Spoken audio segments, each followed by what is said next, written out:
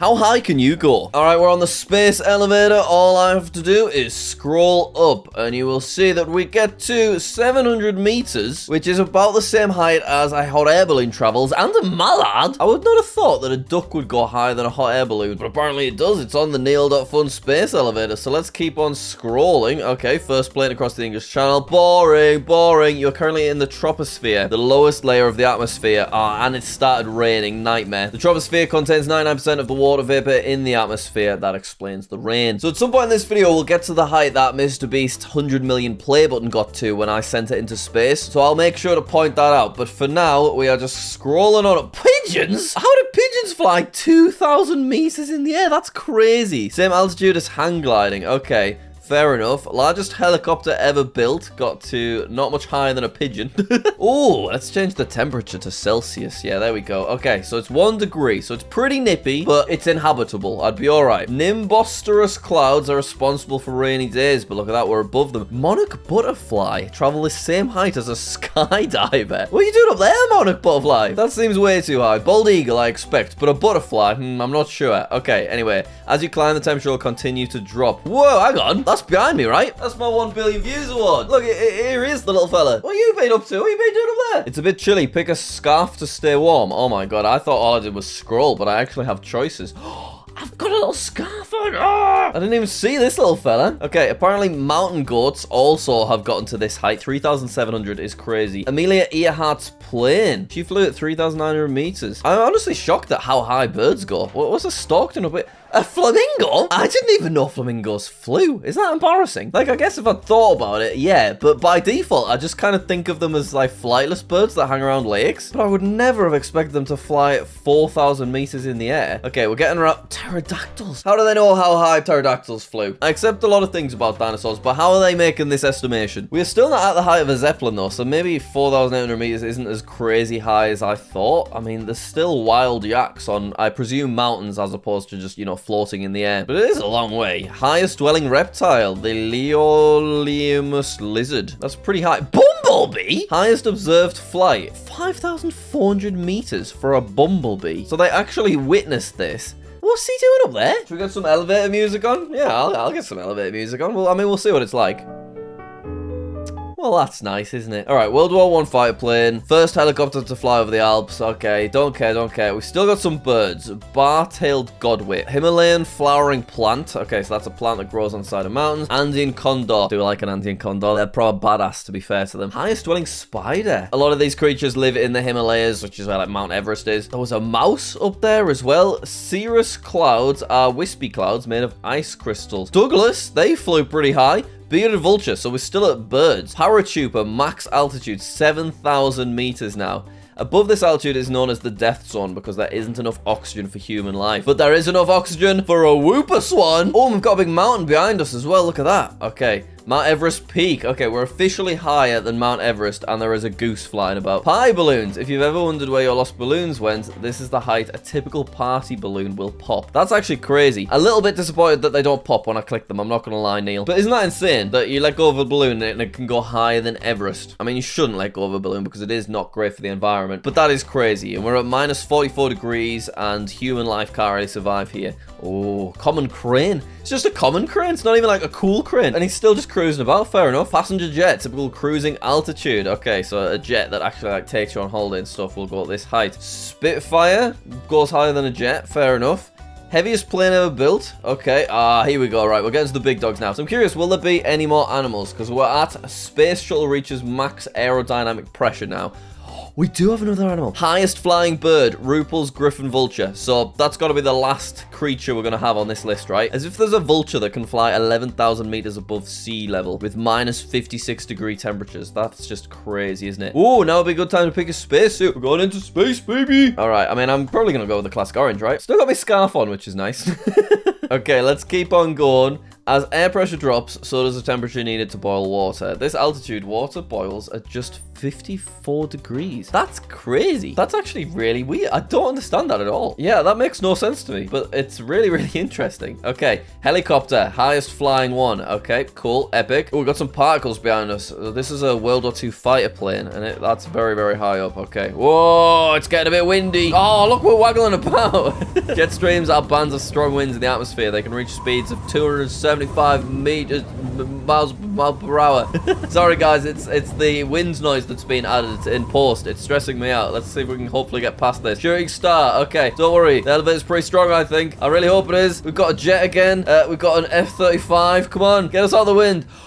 We've made it to the stratosphere. Oh. So I know that when I sent Mr. Beast's play button into space, it was in the stratosphere, but it wasn't at the base of the stratosphere. As you can see, it's still like sky-related colors here. It's not just going black yet. So let's keep going. Welcome to the stratosphere. We're getting probably pretty close. The stratosphere is home to the ozone layer, which protects us from harmful UV rays. Okay, so we've got another cool jet thing. Whoa, 1938. That's mad. That's crazy. Wow, amazing. Unlike the troposphere, the temperature in the stratosphere increases the higher you go. Ah, did not notice that. De Havilland Vampire. Okay, we got another altitude record, 1948. The Concorde, I've heard of that fella. 1933 balloon altitude record at 18,000 meters. Okay, fair enough. This is the Armstrong limit. Above this altitude, your saliva and tears will boil if you don't have a pressure suit.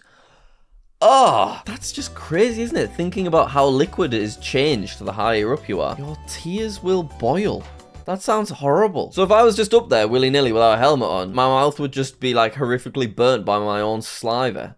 What? All right, let's keep on moving. Let's see how high we can get here. Nacreous clouds, I'm sure I've pronounced everything horribly, by the way, are rare clouds found in polar regions. They are made of small ice particles that scatter light in colorful ways. Well, that sounds lovely, and they do look nice as well, actually. So, oh, yeah, they really do look good. I like those clouds, the names of which I've already forgotten. Ooh, first aircraft to break the sound barrier. Bell X-1, fair play. Cool. Explorer 2, 1935 balloon altitude record. Look at all these records from so long ago. Airbus Zephyr, high altitude platform station. Okay, as the air gets thinner, there are fewer molecules to scatter light, so the sky starts getting darker. Here we go. We're at -54 degrees Celsius. We've got another glider. Okay, cool. Oh, it's getting dark. Highest aircraft ejection. What's he doing up there? That's mental. I hope he had his helmet on. That's all I'm saying, because I don't want his saliva boiling. Spy plane. Well, that looks badass, doesn't it? That's really high up. We are at 24 degrees now. Douglas Skyrocket, first aircraft to reach Mach 2. Okay, and it's getting dark, it's getting all spacey. SR-71 Blackbird, 1976, that record was set. That's a badass looking plane. The SR-71 is the fastest planes ever made. It can fly at over 3 times the speed of sound. What? That's mental. Okay, here we go. We're getting very, very dark now. Sudquest Trident, another record. We're not seeing any creatures. We've still got a very long way to go, by the way. We've got a starfighter, and wait for it.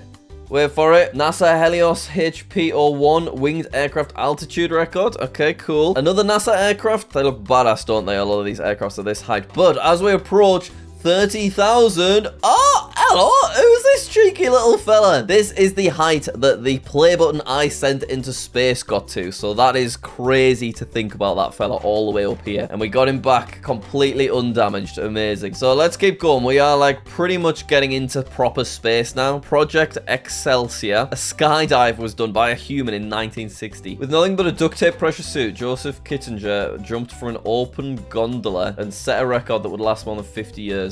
Fair play, Joseph. That is crazy. Weather balloon. So the 100 milliwatt was attached to a weather balloon, so that's why you can see it's around this height that they can get to. But I got the data back, and I think it was 30,000, which is amazing to think about, isn't it? Absolutely crazy. All right. Oh, the ash cloud from the eruption that destroyed Pompeii reached this height.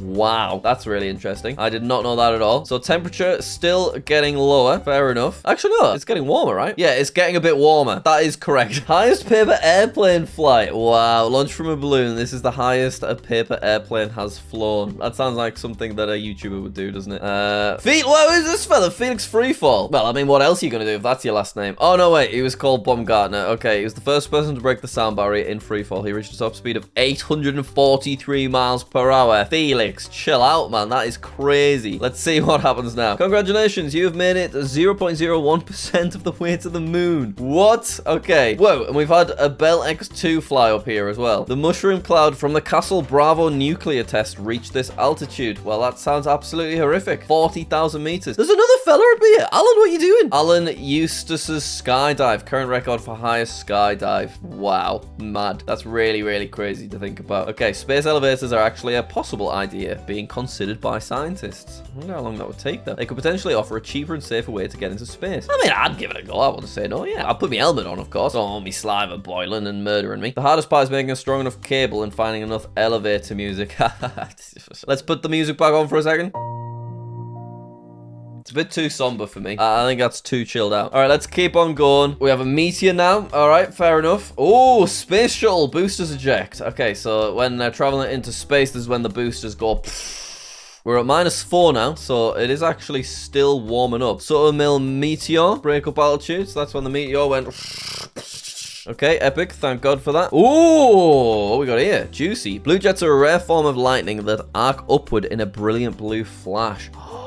Wow, that's beautiful. Mesosphere, 50,000 meters up. Congratulations, you've reached the mesosphere and you're now halfway to space. We're not even in space yet. Well, I need to change the title of the space video.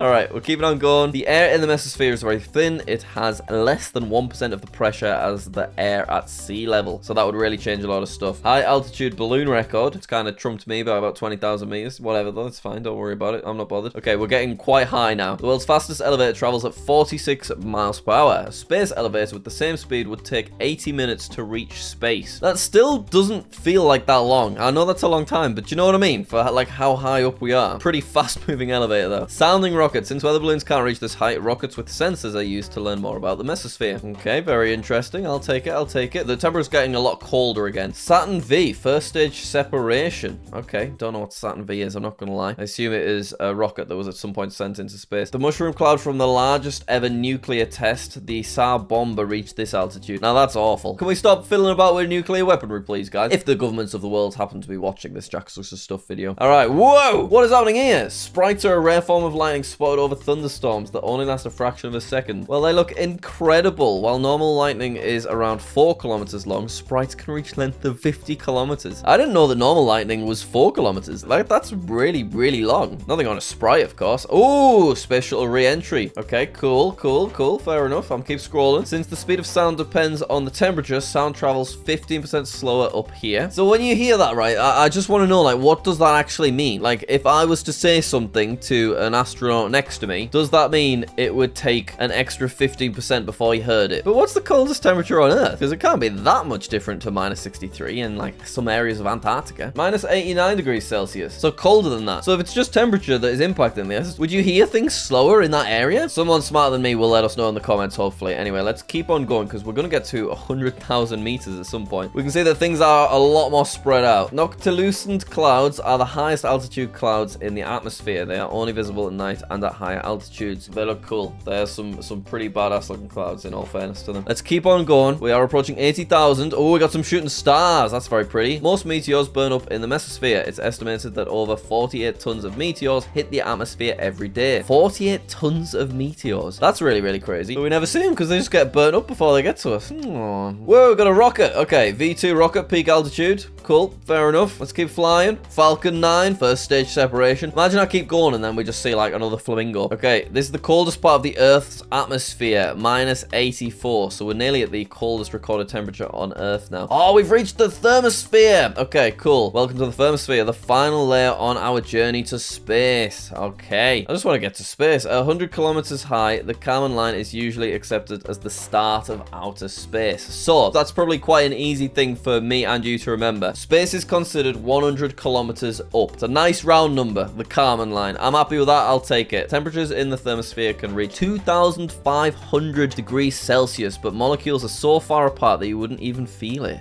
I just don't understand what that means. That's just crazy. Okay, we've got something big happening. Whoa! We've got VSS Unity. Okay, cool. We got the Vostok 1 on the way to space. I hope it had a good time. As particles from the sun hit the atmosphere, they excite the atoms in the air. Okay. These excited atoms start to glow. Oh, creating brilliant displays of light called auroras. Oh, like the ones you can see in Iceland and stuff. So when you see that, that is 90,000 meters in the air. Wow. Highest flying rocket plane. What are planes doing up here? Go somewhere else. You are about to reach a place fewer than 1,000 humans have ever been. Oh, here we go. Now leaving Earth. As if all of that prior is considered Earth. Here we are. We're there. We're at the Kármán line, which means we are officially in outer space. Yes.